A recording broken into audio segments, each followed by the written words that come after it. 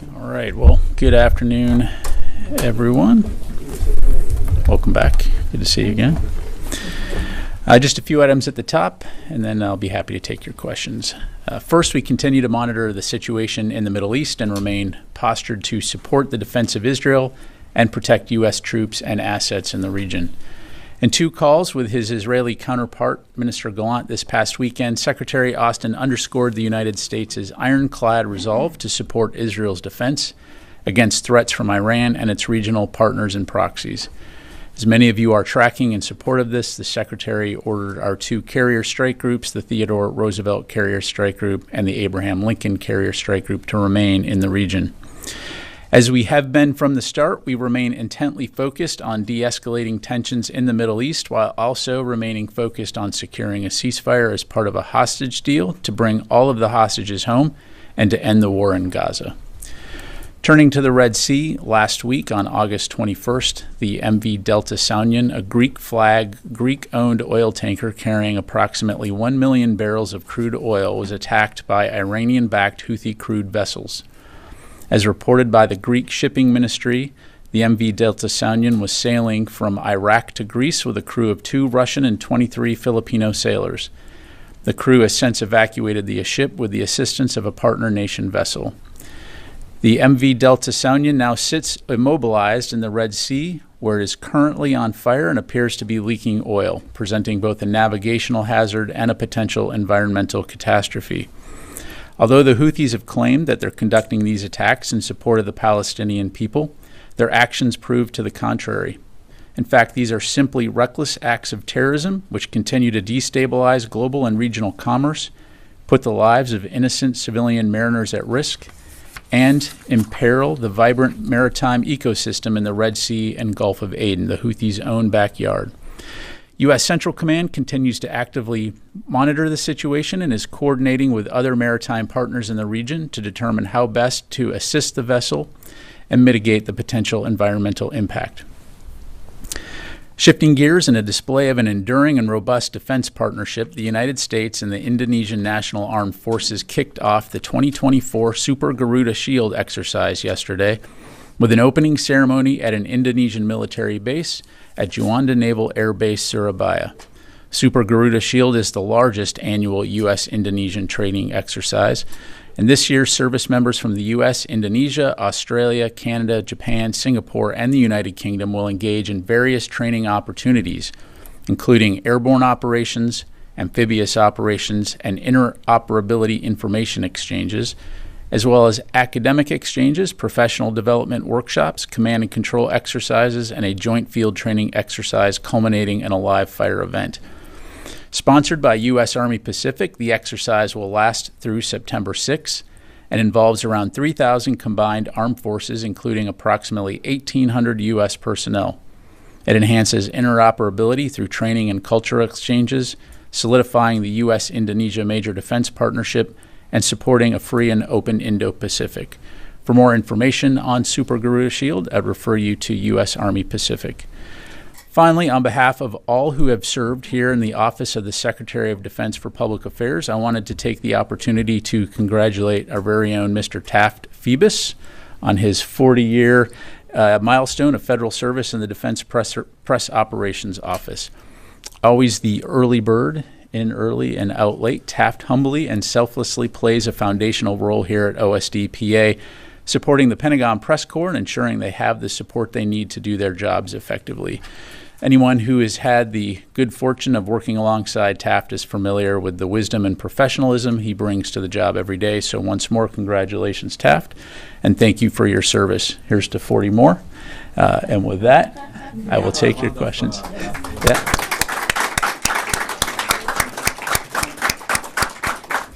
I know Taft also likes all the attention, so all right. With that, we'll go to Associated Press first, who I believe is on the phone today. Lita. Thank you, Pat, and congratulations to Taft. He's a huge help, as always. I have a quick follow-up on the ship, and then I have a Ukraine question. On the ship in the Red Sea that's on fire, can I assume that what you're saying is that at this point, neither the U.S. nor any of the other allies have been able to do anything to stop the fire or to do something actual to address the ship's condition right now. Is that accurate? Yeah, thanks, Lita. As I highlighted, CENTCOM continues to monitor and assess the situation.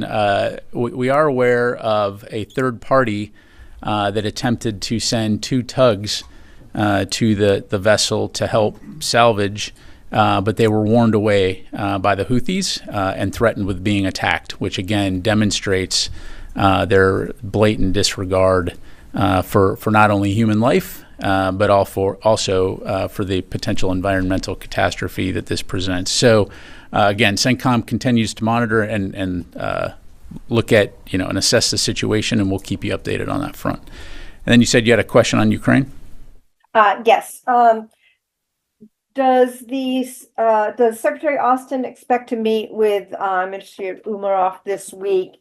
And can you provide any update on whether the U.S. has seen much movement by Russians out of other parts of Ukraine to go to Kursk? Thank you.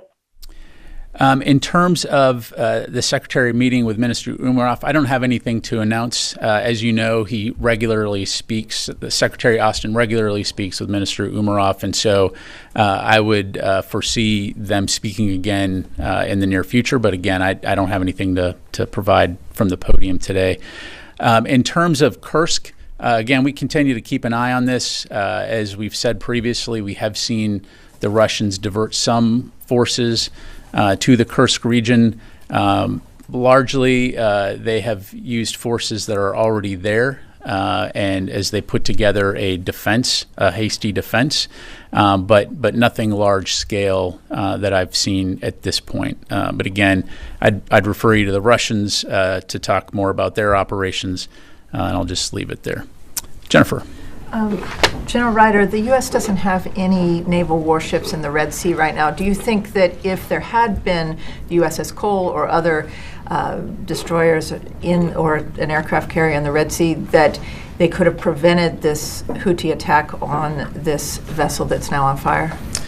Well, at this point, the fact is that there is a vessel that's on fire, and as you know, we've been patrolling those waterways for a while and have been able to intercept and mitigate the vast majority of Houthi attacks, and so we'll continue to stay focused on that.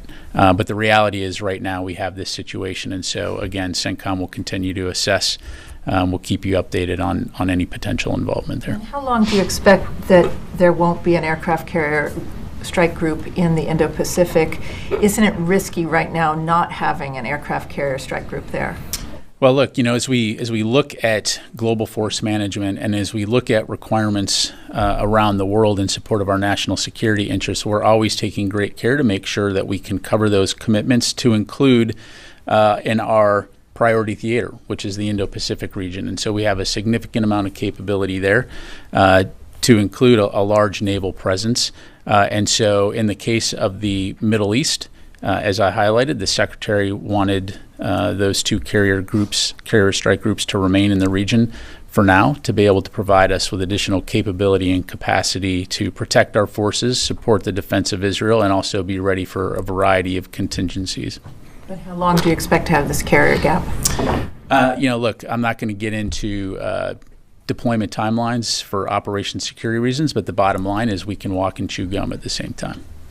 Carla. Thank you, Pat. Ukrainian President Zelensky said yesterday that there should be no restrictions on the range of weapons for Ukraine. He said this before, but he added that the terrorists, referencing Russia, have no such restrictions. Does the Pentagon agree with that statement? Well, look, I won't speak for President Zelensky. Clearly, he's made his views and perspective well known, both publicly and privately. From a U.S. perspective, we're going to continue to consult closely with our Ukrainian partners as well as our allies and partners around the world on how best to support Ukraine towards the ultimate end state of ensuring a free and sovereign Ukraine that can deter future aggression from Russia. And so are there still restrictions on Ukrainian weapons provided by the United States? So our policies haven't changed. You've heard us say that the Ukrainians can use U.S. Security assistance to defend themselves from cross-border attacks, in other words, counterfire. But as it relates to long-range strike, deep strikes into Russia, our policy has not changed. Let me go back out to the phone here. JJ Green, WTOP. Thanks, General. Question regarding Israel and Hamas. The Pentagon has said for quite a while now that one of its stated goals was to prevent this conflict from spreading.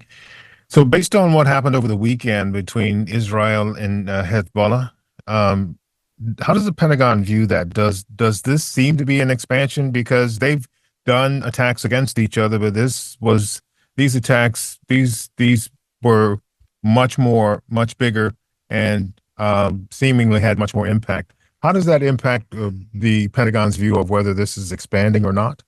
Yeah, thanks, JJ.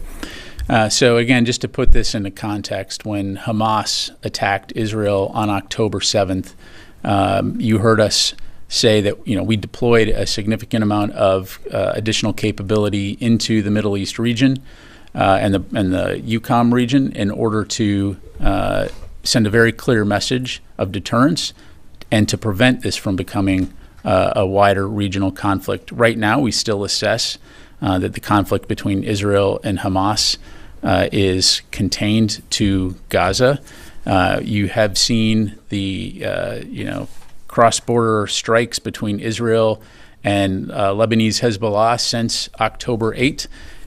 What you saw over the weekend, of course, was a much larger scale than what we've seen previously, but it is, in our view, not a wider regional conflict at this stage. And so we're going to continue to stay very focused on de-escalation of tensions in the region, as I highlighted, and preventing it from becoming a wider regional war. Thank you. Tony. Afghanistan, you were pilloried this week about the third anniversary of not only the Abbey Gate tragedy, but also Friday is going to mark the third anniversary of the fall of our withdrawal. You've been criticized quite a bit by conservatives, Republicans, and Trump yesterday. You saw that. I wanted to get what is the perspective of Pentagon leadership at this point, 3 years later, to the criticisms? The word chaotic is the most widely used adjective to describe it. 3 years later, what's the perspective here in terms of how you guys view what happened? Yeah, thanks, Tony. Well, as I'm sure you can appreciate, I'm not going to be able to comment on any remarks from any political candidates. But separately, Secretary Austin has spoken many times about the withdrawal from Afghanistan and his pride in the tremendous work of the men and women of the U.S. military. So I would point you to some of his previous statements, to include in April of 2023, which reads in part, and if you just allow me here, quote, "Over the course of 20 years of war in Afghanistan, our service members and their families served bravely, selflessly, and with compassion. As the Secretary of Defense and as a veteran of the Afghanistan war, I am proud of and deeply grateful for the men and women who stood up to serve after al-Qaeda attacked us on September 11, 2001. We remember the 2,461 American service members and personnel who made the ultimate sacrifice in this war. Even on the hardest days, including August 26, 2021, when we tragically lost 13 of our finest, our force performed admirably under incredibly challenging conditions," end quote. And in regards to the withdrawal, he's also underscored that no other military in the world could have accomplished what we and our allies and partners did in such a short time span, and that this is a testament not only to our forces' capabilities and courage, but also to our relationships and the capabilities of our allies and partners. Hunting down the perpetrators, the enablers of the Abbey Gate attack. Chris Meyer, your commando chief, talked to reporters on Friday, and he talked a little bit about how the network was degraded. But from the podium, can you give a feel for that? President Biden said at the time, "We will hunt you down." So what's the status of the hunt today? Yeah. Well, as Assistant Secretary of Defense Meyer highlighted, we are laser focused on defending our citizens from terrorist threats that could emanate from Central Asia or anywhere else around the globe. We know that we can't turn a blind eye to the threats from organizations such as ISIS-K, and that we must keep a relentless focus on counterterrorism, and we're doing that.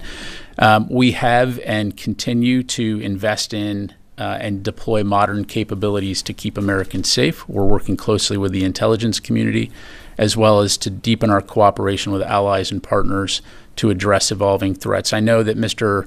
Mayor addressed this as well in terms of how we've been able to foil plots and disrupt terrorist networks, to include ISIS-K, by sharing information and intelligence and enabling allied and partner nations to be the ones conducting arrests or taking actions. And you've seen that demonstrated here recently with some high-profile news coverage of a foiled terrorist plot in Europe, for example. But we've also demonstrated our ability to reach anywhere in the world when there is a threat, including in Central Asia or in the Middle East. And we've shown that we will not hesitate to take action to keep America safe, as evidenced by CENTCOM's recent strike in Syria, which killed the senior leader of an al-Qaeda-associated group. Thank you very much. Janie. Thank you, General. Two questions. North Korean Kim Jong-un announced that it would fully deploy suicide drones for the war.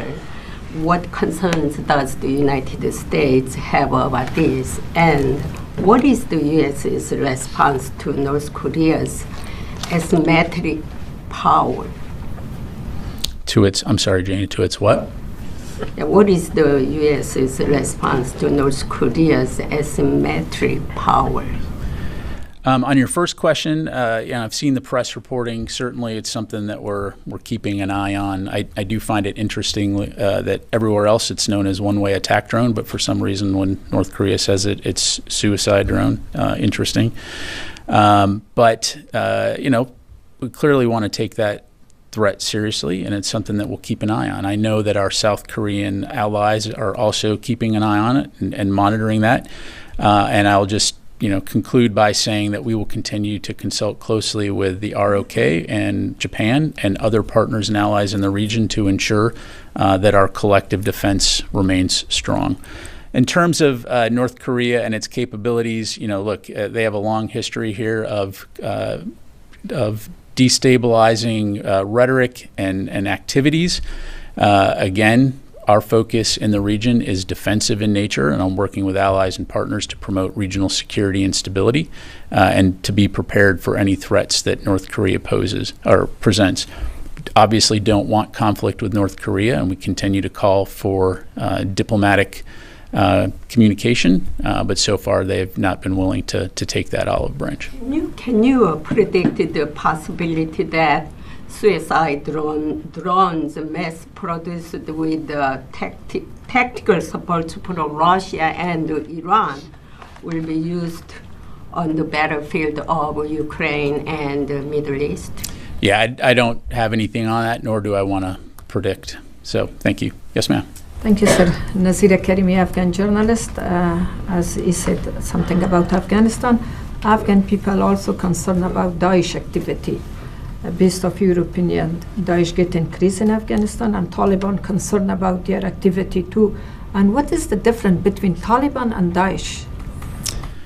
How much time do you have? Look, first of all, as you well know, the Taliban currently is the government in Afghanistan, and I'll use that term loosely. And so as the so-called ruling entity in there, clearly there is a difference between that, ISIS-K, but there are many other terror groups that are resident right now in Afghanistan. So we're continuing to keep an eye on that region writ large. Ultimately, at the end of the day, our focus continues to be, broadly speaking, on working with allies and partners throughout the world, and to include Central Asia, as I highlighted, on promoting regional security and stability and safeguarding U.S. national security interests, to include the counterterrorism efforts and non-proliferation. So just leave it there. Thank you very much. Fadi. Thank you, General. The U.S. provided intelligence and ISR support to Israel in order to deal with the attack from Hezbollah. What is your assessment of that attack, and do you think it failed or succeeded in achieving some of the goals that were declared by Hezbollah leader Hassan Nasrallah?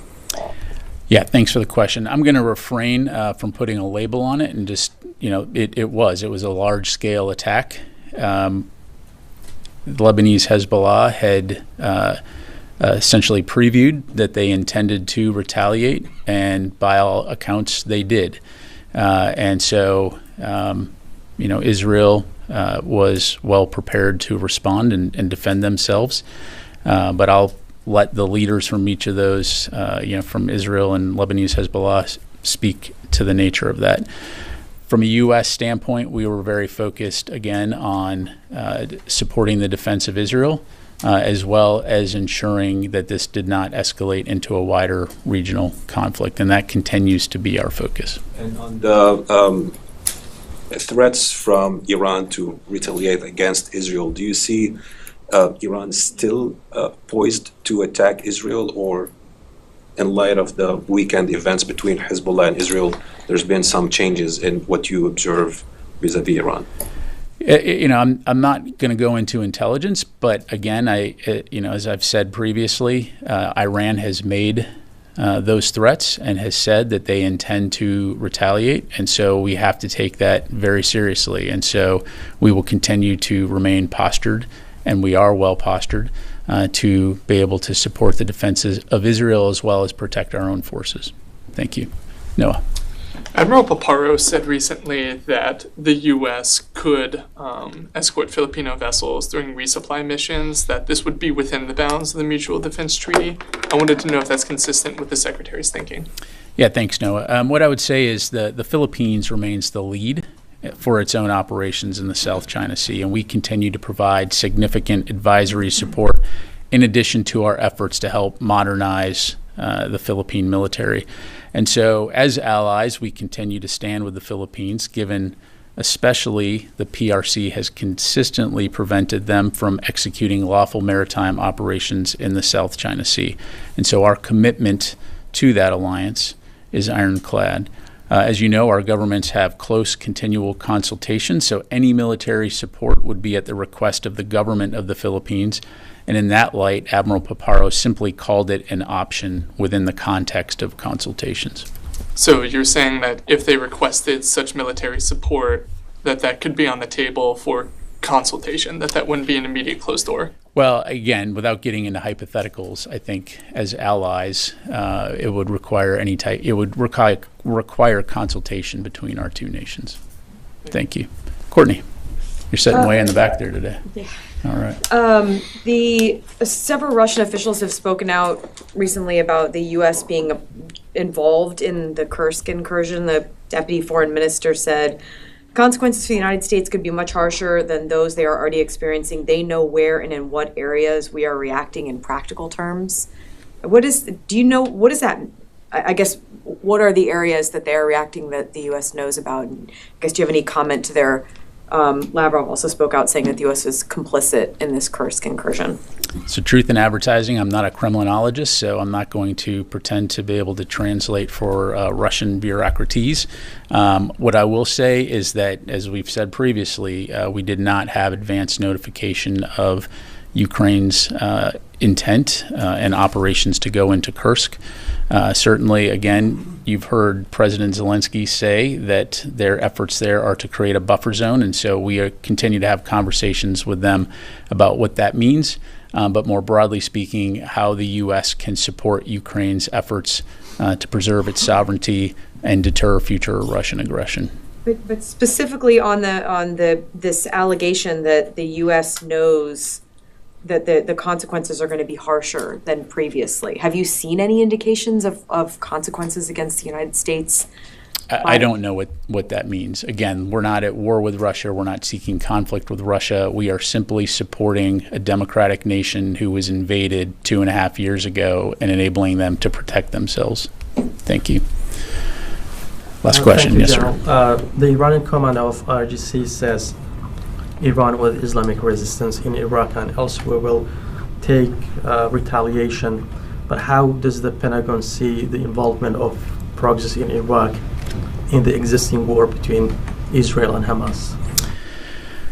Well, kind of taking a step back, there have definitely been actions by Iranian-backed groups in Iraq and Syria as it relates to attempting to conduct rocket attacks against Israel, largely unsuccessful. But we've seen that. We've also seen those groups attack U.S. forces that are in Iraq and Syria in support of the enduring defeat of ISIS mission. So, what they may do in the future, I can't predict. But we take that threat seriously, and we'll continue. And just like we're going to continue to support the defense of Israel, we will stay very focused on ensuring that our forces are protected as well, and we won't tolerate any attacks against our forces.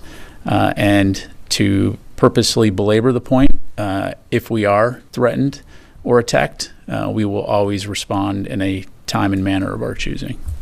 Thank you. Thank you very much, everybody. Last one. Yeah. Domestic question related to a Justice Department plea that came down last night against one of the Navy's top shipbuilders, Austal Limited. They pleaded guilty to product substitution and fraud, accounting fraud. What steps is the DoD General Counsel taking with the Navy to review whether they are a responsible contractor to keep getting federal contracts or face debarment? Yeah, thanks, Tony. We've seen the press reporting on it. However, I'm going to have to refer you to the Department of Justice for details, and then to the Navy for any action that they're undertaking as a result. I just don't have any more to provide. You don't have any more? Can you also check on the status of the Boeing review you were asked about like a month and a half ago in terms of their plea? And you guys said at the time there's a review of what steps Boeing is taking to be a responsible contractor. Can you take that as a question in terms of the status? Yeah, of I'll take the question. I don't know that we'll have much more to provide, but I'll take that question. Thank you. Okay, thanks. Oh, Louis, seriously. You walk in like last minute. All right. Only because it's ABC. Louis Martinez. Thank you. And congratulations to Taft. Oh, yeah. Okay. Taft was on time. But just saying. Going back to the JLOTs, it was announced last week, I think, that that last cargo shipment had left Cyprus. Is there an update? Has it been offloaded? What's happened since? So what I'm tracking, Louis, is that essentially the ship is in the queue, waiting for its turn to dock in Ashdod and unload its contents. But as of right now, still at sea. But that's the latest update I have. Okay. Thank you. Thanks very much, everybody. Appreciate it.